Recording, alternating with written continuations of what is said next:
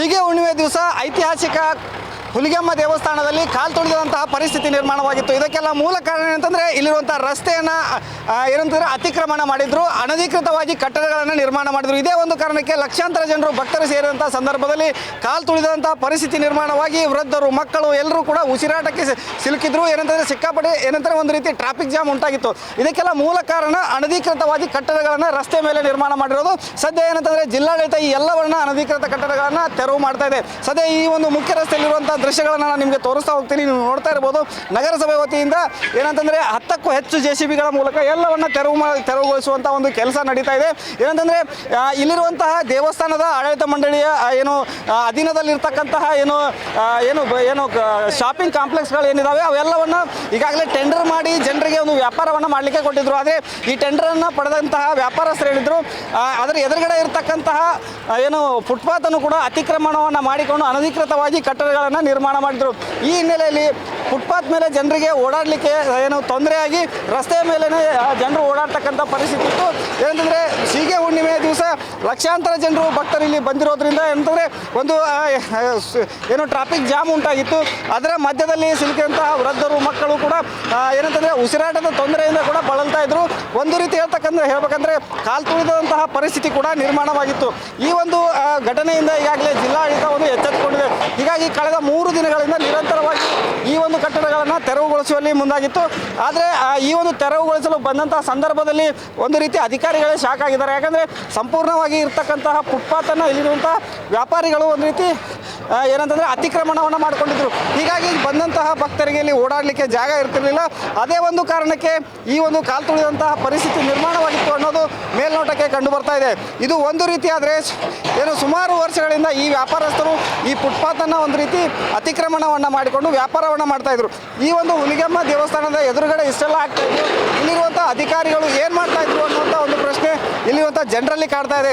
ಯಾಕಂತಂದರೆ ಈ ರೀತಿ ಇಷ್ಟೊಂದು ಲಕ್ಷಾಂತರ ಜನ ಸಂಖ್ಯೆಯಲ್ಲಿ ಏನಂತಂದರೆ ಭಕ್ತರು ಆಗಮಿಸುವಂಥ ಒಂದು ಕ್ಷೇತ್ರದಲ್ಲಿ ಸುಸಜ್ಜಿತವಾದಂಥ ಒಂದು ರಸ್ತೆಯನ್ನು ಇಲ್ಲಿರುವಂಥ ಅಧಿಕಾರಿಗಳು ನೋಡ್ಕೊಳ್ಬೇಕಾಗಿತ್ತು. ಆದರೆ ಇಲ್ಲಿರುವಂತಹ ಆಡಳಿತಾಧಿಕಾರಿ ಪ್ರಕಾಶ್ ರಾವ್ ಏನಿದ್ದಾನೆ ಇವು ಎಲ್ಲವನ್ನು ಕೂಡ ತಮ್ಮ ಗಮನಕ್ಕೆ ಇಟ್ಕೊಳ್ಳದೆ ಕೇವಲ ಏನಂತಂದರೆ ಮನ ಬಂದಂತೆ ಒಂದು ಆಡಳಿತವನ್ನು ನಡೆಸಿರೋದೇ ಇಂತಹ ಒಂದು ದುರಂತಕ್ಕೆ ಕಾರಣವಾಗಿದೆ ಅಂತ ಹೇಳ್ಬೋದು. ನೀವು ನೋಡ್ತಾ ಇರ್ಬೋದು, ಈ ಒಂದು 20 ಫೀಟಿನ ರಸ್ತೆ ಏನಿದೆ ಇದೆಲ್ಲವೂ ಕೂಡ ಅಂತಂದರೆ ಫುಟ್ಪಾತನ್ನು ಸಂಪೂರ್ಣವಾಗಿ ಒಂದು ಆಕ್ರಮಿಸಿಕೊಂಡು ಇಲ್ಲಿ ಶೆಡ್ಗಳನ್ನು ನಿರ್ಮಾಣ ಮಾಡಿ, ಅಂಗಡಿಗಳನ್ನು ನಿರ್ಮಾಣ ಮಾಡಿ ವ್ಯಾಪಾರಸ್ಥರು ವ್ಯಾಪಾರವನ್ನು ಮಾಡಲಿಕ್ಕೆ ಮುಂದಾಗಿದ್ದರು.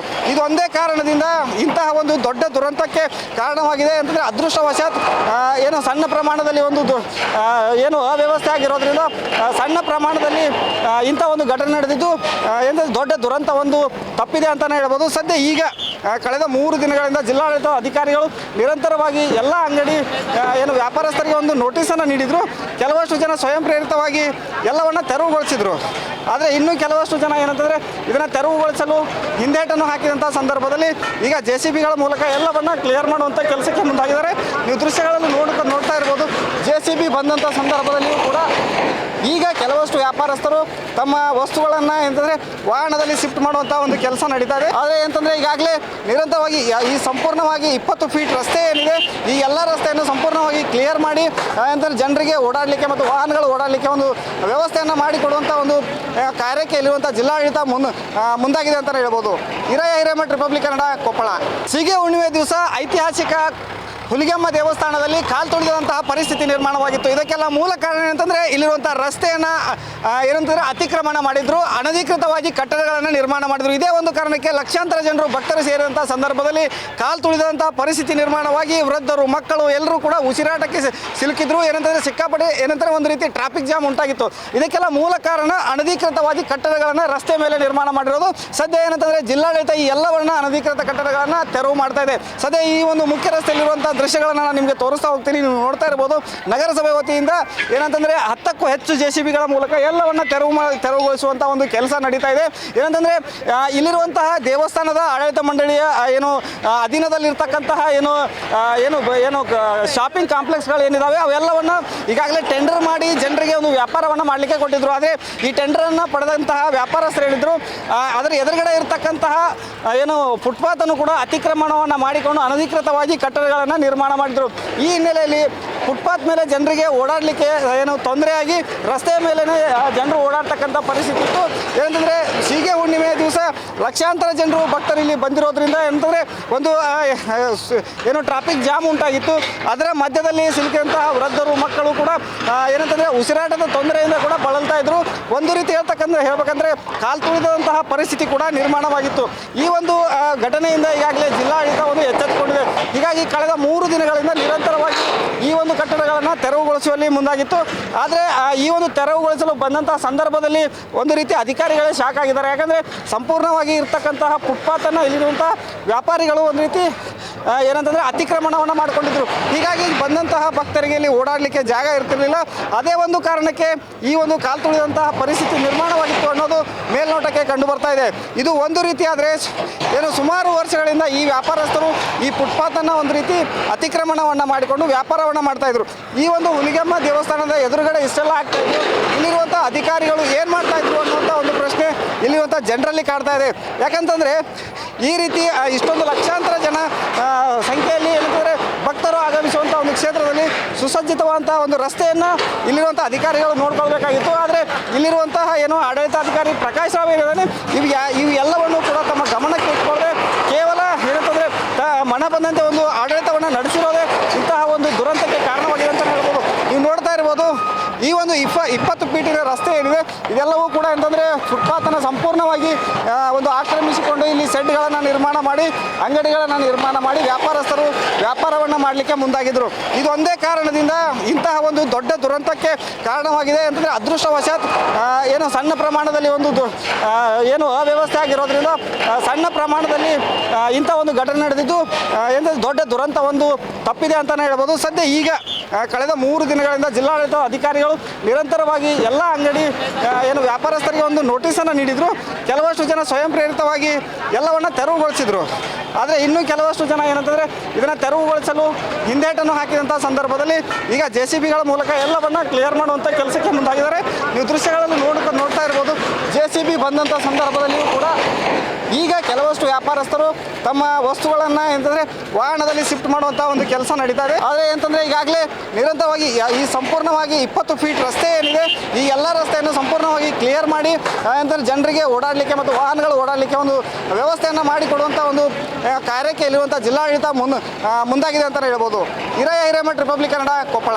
ಸೀಗೆ ಹುಣ್ಣಿಮೆ ದಿವಸ ಐತಿಹಾಸಿಕ ಹುಲಿಗೆಮ್ಮ ದೇವಸ್ಥಾನದಲ್ಲಿ ಕಾಲು ತುಳಿದಂತಹ ಪರಿಸ್ಥಿತಿ ನಿರ್ಮಾಣವಾಗಿತ್ತು. ಇದಕ್ಕೆಲ್ಲ ಮೂಲ ಕಾರಣ ಏನಂತಂದರೆ ಇಲ್ಲಿರುವಂಥ ರಸ್ತೆಯನ್ನು ಏನಂತಂದರೆ ಅತಿಕ್ರಮಣ ಮಾಡಿದ್ರು, ಅನಧಿಕೃತವಾಗಿ ಕಟ್ಟಡಗಳನ್ನು ನಿರ್ಮಾಣ ಮಾಡಿದ್ರು. ಇದೇ ಒಂದು ಕಾರಣಕ್ಕೆ ಲಕ್ಷಾಂತರ ಜನರು ಭಕ್ತರು ಸೇರಿದಂಥ ಸಂದರ್ಭದಲ್ಲಿ ಕಾಲು ತುಳಿದಂಥ ಪರಿಸ್ಥಿತಿ ನಿರ್ಮಾಣವಾಗಿ ವೃದ್ಧರು ಮಕ್ಕಳು ಎಲ್ಲರೂ ಕೂಡ ಉಸಿರಾಟಕ್ಕೆ ಸಿಲುಕಿದ್ರು. ಏನಂತಂದರೆ ಸಿಕ್ಕಾಪಟ್ಟೆ ಏನಂತಾರೆ ಒಂದು ರೀತಿ ಟ್ರಾಫಿಕ್ ಜಾಮ್ ಉಂಟಾಗಿತ್ತು.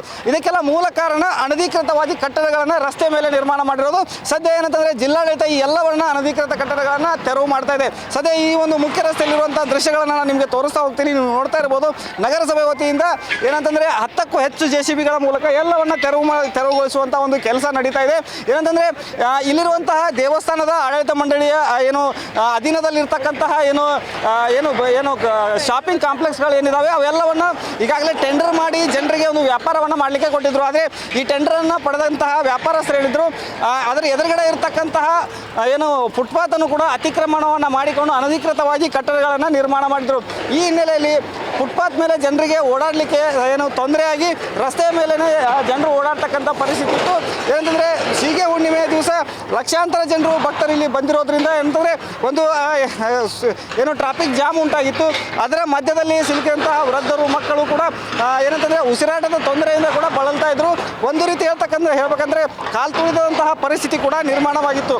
ಈ ಒಂದು ಘಟನೆಯಿಂದ ಈಗಾಗಲೇ ಜಿಲ್ಲಾಡಳಿತ ಒಂದು ಎಚ್ಚೆತ್ತುಕೊಂಡಿದೆ. ಹೀಗಾಗಿ ಕಳೆದ 3 ದಿನಗಳಿಂದ ನಿರಂತರವಾಗಿ ಈ ಒಂದು ಕಟ್ಟಡಗಳನ್ನು ತೆರವುಗೊಳಿಸುವಲ್ಲಿ ಮುಂದಾಗಿತ್ತು. ಆದರೆ ಈ ಒಂದು ತೆರವುಗೊಳಿಸಲು ಬಂದಂತಹ ಸಂದರ್ಭದಲ್ಲಿ ಒಂದು ರೀತಿ ಅಧಿಕಾರಿಗಳೇ ಶಾಕ್ ಆಗಿದ್ದಾರೆ. ಯಾಕಂದರೆ ಸಂಪೂರ್ಣವಾಗಿ ಇರ್ತಕ್ಕಂತಹ ಫುಟ್ಪಾತನ್ನು ಇಲ್ಲಿರುವಂಥ ವ್ಯಾಪಾರಿಗಳು ಒಂದು ರೀತಿ ಏನಂತಂದರೆ ಅತಿಕ್ರಮಣವನ್ನು ಮಾಡಿಕೊಂಡಿದ್ರು. ಹೀಗಾಗಿ ಬಂದಂತಹ ಭಕ್ತರಿಗೆ ಇಲ್ಲಿ ಓಡಾಡಲಿಕ್ಕೆ ಜಾಗ ಇರ್ತಿರಲಿಲ್ಲ. ಅದೇ ಒಂದು ಕಾರಣಕ್ಕೆ ಈ ಒಂದು ಕಾಲು ತುಳಿದಂತಹ ಪರಿಸ್ಥಿತಿ ನಿರ್ಮಾಣವಾಗಿತ್ತು ಅನ್ನೋದು ಮೇಲ್ನೋಟಕ್ಕೆ ಕಂಡು ಬರ್ತಾ ಇದೆ. ಇದು ಒಂದು ರೀತಿ ಆದರೆ ಏನು ಸುಮಾರು ವರ್ಷಗಳಿಂದ ಈ ವ್ಯಾಪಾರಸ್ಥರು ಈ ಫುಟ್ಪಾತನ್ನು ಒಂದು ರೀತಿ ಅತಿಕ್ರಮಣವನ್ನು ಮಾಡಿಕೊಂಡು ವ್ಯಾಪಾರವನ್ನು ಮಾಡ್ತಾಯಿದ್ರು. ಈ ಒಂದು ಹುಲಿಗೆಮ್ಮ ದೇವಸ್ಥಾನದ ಎದುರುಗಡೆ ಇಷ್ಟೆಲ್ಲ ಆಗ್ತಾಯಿದ್ರು. ಇಲ್ಲಿರುವಂಥ ಅಧಿಕಾರಿಗಳು ಏನು ಮಾಡ್ತಾಯಿದ್ರು ಅನ್ನುವಂಥ ಒಂದು ಪ್ರಶ್ನೆ ಇಲ್ಲಿರುವಂಥ ಜನರಲ್ಲಿ ಕಾಡ್ತಾ ಇದೆ. ಯಾಕಂತಂದರೆ ಈ ರೀತಿ ಇಷ್ಟೊಂದು ಲಕ್ಷಾಂತರ ಜನ ಸಂಖ್ಯೆಯಲ್ಲಿ ಏನಂತಂದರೆ ಭಕ್ತರು ಆಗಮಿಸುವಂಥ ಒಂದು ಕ್ಷೇತ್ರದಲ್ಲಿ ಸುಸಜ್ಜಿತವಾದಂಥ ಒಂದು ರಸ್ತೆಯನ್ನು ಇಲ್ಲಿರುವಂಥ ಅಧಿಕಾರಿಗಳು ನೋಡ್ಕೊಳ್ಬೇಕಾಗಿತ್ತು. ಆದರೆ ಇಲ್ಲಿರುವಂತಹ ಏನು ಆಡಳಿತಾಧಿಕಾರಿ ಪ್ರಕಾಶ್ ರಾವ್ ಏನಿದ್ದಾನೆ ಇವು ಎಲ್ಲವನ್ನು ಕೂಡ ತಮ್ಮ ಗಮನಕ್ಕೆ ಇಟ್ಕೊಳ್ಳದೆ ಕೇವಲ ಏನಂತಂದರೆ ಮನ ಬಂದಂತೆ ಒಂದು ಆಡಳಿತವನ್ನು ನಡೆಸಿರೋದೇ ಇಂತಹ ಒಂದು ದುರಂತಕ್ಕೆ ಕಾರಣವಾಗಿದೆ ಅಂತ ಹೇಳ್ಬೋದು. ನೀವು ನೋಡ್ತಾ ಇರ್ಬೋದು ಈ ಒಂದು 20 ಫೀಟಿನ ರಸ್ತೆ ಏನಿದೆ ಇದೆಲ್ಲವೂ ಕೂಡ ಅಂತಂದರೆ ಫುಟ್ಪಾತನ್ನು ಸಂಪೂರ್ಣವಾಗಿ ಒಂದು ಆಕ್ರಮಿಸಿಕೊಂಡು ಇಲ್ಲಿ ಸೆಡ್ಗಳನ್ನು ನಿರ್ಮಾಣ ಮಾಡಿ ಅಂಗಡಿಗಳನ್ನು ನಿರ್ಮಾಣ ಮಾಡಿ ವ್ಯಾಪಾರಸ್ಥರು ವ್ಯಾಪಾರವನ್ನು ಮಾಡಲಿಕ್ಕೆ ಮುಂದಾಗಿದ್ದರು. ಇದೊಂದೇ ಕಾರಣದಿಂದ ಇಂತಹ ಒಂದು ದೊಡ್ಡ ದುರಂತಕ್ಕೆ ಕಾರಣವಾಗಿದೆ ಅಂತಂದರೆ ಅದೃಷ್ಟವಶಾತ್ ಏನು ಸಣ್ಣ ಪ್ರಮಾಣದಲ್ಲಿ ಒಂದು ಏನು ಅವ್ಯವಸ್ಥೆ ಆಗಿರೋದ್ರಿಂದ ಸಣ್ಣ ಪ್ರಮಾಣದಲ್ಲಿ ಇಂಥ ಒಂದು ಘಟನೆ ನಡೆದಿದ್ದು ಏನಂದರೆ ದೊಡ್ಡ ದುರಂತ ಒಂದು ತಪ್ಪಿದೆ ಅಂತಲೇ ಹೇಳ್ಬೋದು. ಸದ್ಯ ಈಗ ಕಳೆದ 3 ದಿನಗಳಿಂದ ಜಿಲ್ಲಾಡಳಿತ ಅಧಿಕಾರಿಗಳು ನಿರಂತರವಾಗಿ ಎಲ್ಲ ಅಂಗಡಿ ಏನು ವ್ಯಾಪಾರಸ್ಥರಿಗೆ ಒಂದು ನೋಟಿಸನ್ನು ನೀಡಿದರು. ಕೆಲವಷ್ಟು ಜನ ಸ್ವಯಂ ಪ್ರೇರಿತವಾಗಿ ಎಲ್ಲವನ್ನು ತೆರವುಗೊಳಿಸಿದರು. ಆದರೆ ಇನ್ನೂ ಕೆಲವಷ್ಟು ಜನ ಏನಂತಂದರೆ ಇದನ್ನು ತೆರವುಗೊಳಿಸಲು ಹಿಂದೇಟನ್ನು ಹಾಕಿದಂಥ ಸಂದರ್ಭದಲ್ಲಿ ಈಗ JCBಗಳ ಮೂಲಕ ಎಲ್ಲವನ್ನು ಕ್ಲಿಯರ್ ಮಾಡುವಂಥ ಕೆಲಸಕ್ಕೆ ಮುಂದಾಗಿದ್ದಾರೆ. ನೀವು ದೃಶ್ಯಗಳಲ್ಲಿ ನೋಡ್ತಾ ಇರ್ಬೋದು. JCB ಬಂದಂಥ ಸಂದರ್ಭದಲ್ಲಿಯೂ ಕೂಡ ಈಗ ಕೆಲವಷ್ಟು ವ್ಯಾಪಾರಸ್ಥರು ತಮ್ಮ ವಸ್ತುಗಳನ್ನು ಏನಂತಂದರೆ ವಾಹನದಲ್ಲಿ ಶಿಫ್ಟ್ ಮಾಡುವಂಥ ಒಂದು ಕೆಲಸ ನಡೀತಾ ಇದೆ. ಆದರೆ ಏನಂತಂದರೆ ಈಗಾಗಲೇ ನಿರಂತರವಾಗಿ ಈ ಸಂಪೂರ್ಣವಾಗಿ 20 ಫೀಟ್ ರಸ್ತೆ ಏನಿದೆ ಈ ಎಲ್ಲ ರಸ್ತೆಯನ್ನು ಸಂಪೂರ್ಣವಾಗಿ ಕ್ಲಿಯರ್ ಮಾಡಿ ಏನಂತಂದರೆ ಜನರಿಗೆ ಓಡಾಡಲಿಕ್ಕೆ ಮತ್ತು ವಾಹನಗಳು ಓಡಾಡಲಿಕ್ಕೆ ಒಂದು ವ್ಯವಸ್ಥೆಯನ್ನು ಮಾಡಿಕೊಡುವಂಥ ಒಂದು ಕಾರ್ಯಕ್ಕೆ ಇಲ್ಲಿರುವಂಥ ಜಿಲ್ಲಾಡಳಿತ ಮುಂದಾಗಿದೆ ಅಂತಲೇ ಹೇಳ್ಬೋದು. ಹಿರೇಮಠ ರಿಪಬ್ಲಿಕ್ ಕನ್ನಡ, ಕೊಪ್ಪಳ.